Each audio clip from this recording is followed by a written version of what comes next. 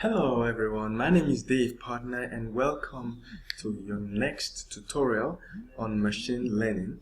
In this tutorial, we'll be treating something called classes of machine learning problems. Okay, and of course, classes of the learning algorithms too. And we'll go through, and then towards the ending of the tutorial, or in the next tutorial, we'll do a little practicals on paper. Okay, so the next thing is machine learning problems can be classified into two major categories. Some extend it to 3, 4, 5, but they are usually, the rest is usually a variation of the top two. Alright,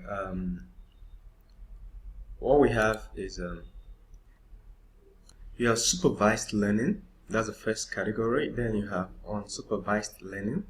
Then you have a mixture of the two, both supervised and unsupervised, sort of an intersection between the two. Alright, in this tutorial we will focus on supervised learning because it's the most common.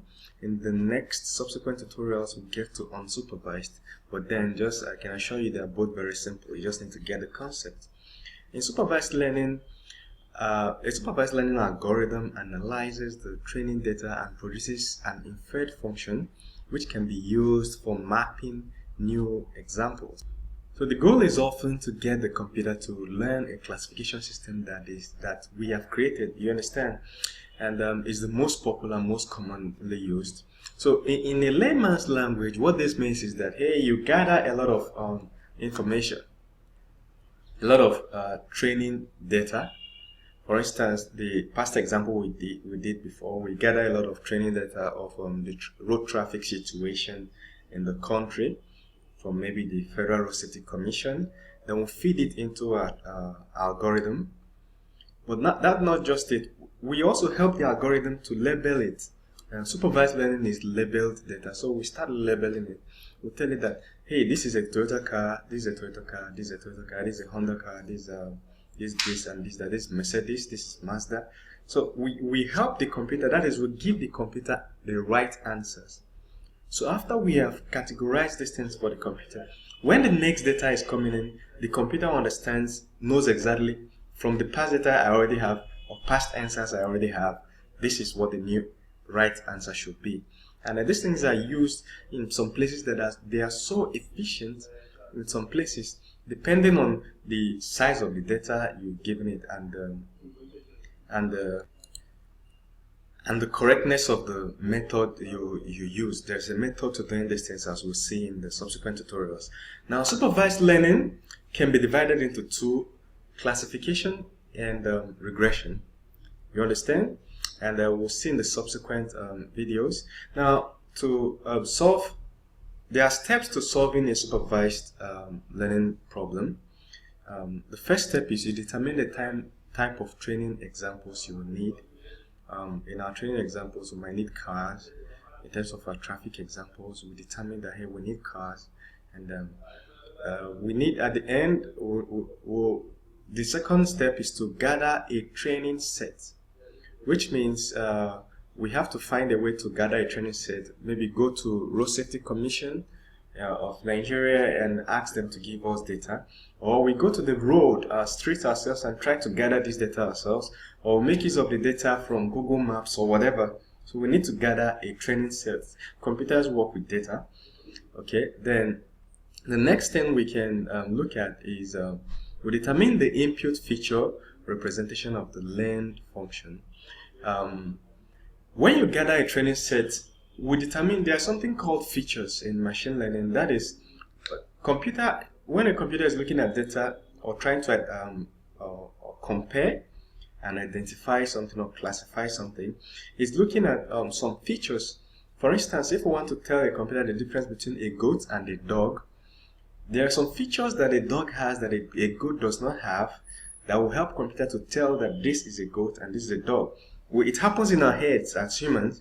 When you look at a dog, if it has a canine teeth, if it has a long tongue, and if it's slimmer, some things, there are some features that determine that this is a dog. If it has a long tail, you understand. So those are what we call features in machine learning. All right. The next one is determine the structure of the learned function and corresponding learning algorithm. So we have to determine the learning algorithm. There are so many learning algorithms you can use in machine learning. So we determine whether it's neural networks we use. There are so many of them. Let me just show you. We have this is a quick Google search of it. So we have linear regression, logistic regression, decision trees, SVM, naive, and so on. So at this point, this is where you determine the structure of the learning function you will use. Then the next one is you complete the design. This is the part of the system where you feed in the data into the computer and then start training it. Alright? You start labeling, this is this, this is that, this is this, this is that. After labeling all this, that's the completion of the design. Then finally, you need to take, at the end of your training, the computer determines a function for identifying these things.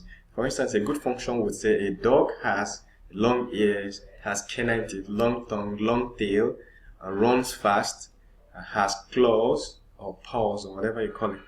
Okay, so that's a function. Now you have to test that function with an external data that is not among the ones you use to train it or label it. Okay, so you pick another animal that could be a dog or a goat and then feed into the system, or maybe you snap it as a picture and upload into the system, and then the system has to identify it. Then you verify the correctness of that function, whether it identified it correctly. Okay, I'll show you in the next slide sort of a workflow for it. First of all, you have a problem, then you have to identify the data you need, and then you have to process the data. When we after gathering the data, we have to arrange it in the way we have to feed it into the system. Then we'll feed it into the system, and this way you define your features. What features would you need to identify a goat and a dog, the way it bleeds, the dog's back, all those features. Then we have to select an algorithm. There are different algorithms for solving different machine learning problems. You determine the best one for you on that problem. This algorithm, there's no algorithm you can say that this is the best algorithm for solving machine learning problems. No, for each specific task you want to complete, there might be an algorithm that has an advantage over others, but when it compares to other tasks, others will have advantage. So you have to determine the best one that is best for you. Then the next one is you train your algorithm. This is where you start labeling the things. Hey, this is a dog, this is a goat, this is a dog, this is a goat, this is a dog, this is a goat. You understand? You have your thousands of training samples. Okay. Then after training it, you then have to get an external sample that is not among your training set. Go snap a random dog and upload the picture to your system and see if your system will identify it. Alright, so if your system fails in the identification, of course, you have to check your training parameter, or you just go straight, you return to any of these steps, maybe gather more data, maybe process more, maybe add more training features that will make it a little more unique, and so on and so forth. But then, if it succeeds, then you now have a functional algorithm that can classify whatever you give it to. Alright, the next thing we have to note the difference. Like I told you, supervised learning can be categorized into two main classes, which is classification and regression. In classification, in a layman's language, the algorithm is simply trying to find if this is this or that. That is discrete, yes or no, true or false. Is this a boy or a girl? You understand? You bring a human being, a picture of a human being, and upload it to the system. It has to determine whether is this a boy or a girl. You understand? So it deals with discrete values. The values are taken from a finite set. Finite set with male or female. You understand? Male, female, whatever, hermaphrodite or whatever. Okay, then you have discrete. It is discrete, usually just two values. You're trying to find out yes or no. Okay. In regression, it's continuous valued output. Okay, for instance, you're trying to determine prices according to weight. If the goat you're trying to buy is heavy, then the price should be this. Then depending on the weight, the price comes down or goes up. That is a continuous valued output. The numbers you're looking for are in R, okay, and subsequently further down we will do some practicals. All right, so that's it for this. Basically, in the next tutorial we'll do a little sketch to find it, so that we can get a better grasp of classification and regression. Then we'll continue to unsupervised learning algorithms. Okay, so thank you very much, and don't forget to subscribe and follow me on all social networks. Don't forget to subscribe on my YouTube channel. See you. Thank you.